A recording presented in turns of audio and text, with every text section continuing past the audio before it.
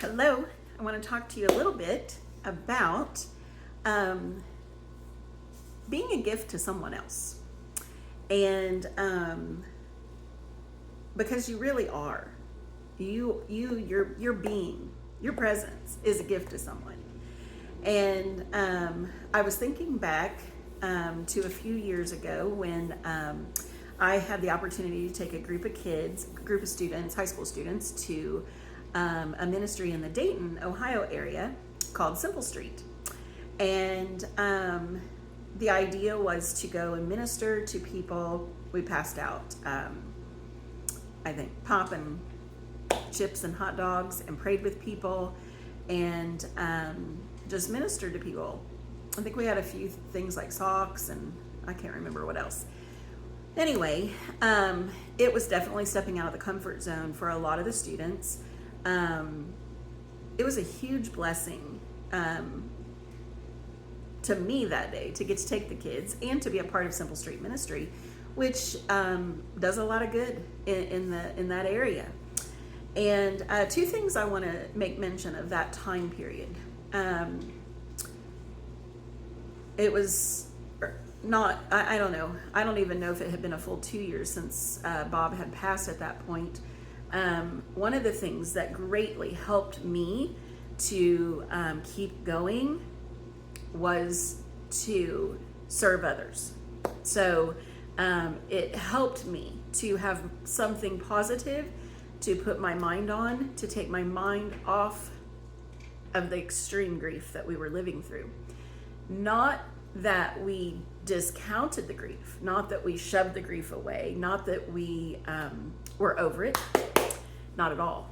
But by giving myself, my mind, something else to focus on was extremely helpful in that era, as was it to help my daughters that I was helping pull them through as well. So anyway, we were at Simple Street helping this particular day, and my one of my daughters was just really going through a tough season on top of the loss of her dad.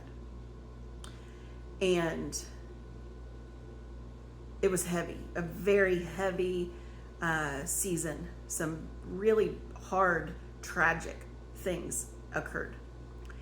And she was feeling very unseen and alone.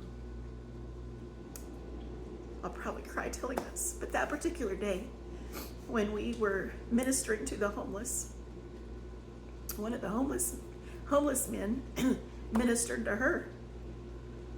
He had received a free bouquet of flowers. I guess they get them frequently from a business or something every Saturday. And he saw my daughter and handed her his bouquet of flowers. She felt seen that day from that homeless man in downtown Dayton who gave her flowers. He wouldn't have known how much that touched her, how much that touched her mother, to see some other human reaching out and seeing her where she was at. Who knows, maybe it was an angel. You know, Hebrews tells us, we're told in Hebrews that we may entertain angels unaware. So we know angels do take human form. Anyway, and then also another lady that day ministered to me. She was all hunched over. She had everything she owned in this little cart. And I prayed with her, and she told me what she wanted me to get. I can't remember, as far as chips or whatever. And I brought those to her, and I just listened to her for a minute. Just listened to her story. And she shared that she was moving.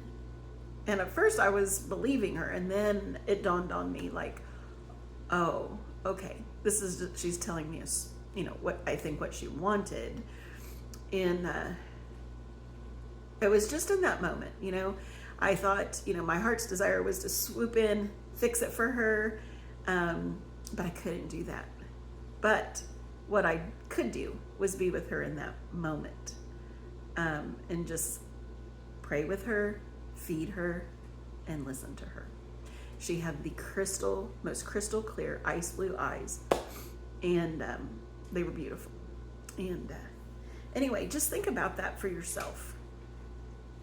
Who could you minister to that you're not even sure of? Or maybe it's someone you know. Sometimes it's definitely people God has put in our path that we are intimate with and we do know them.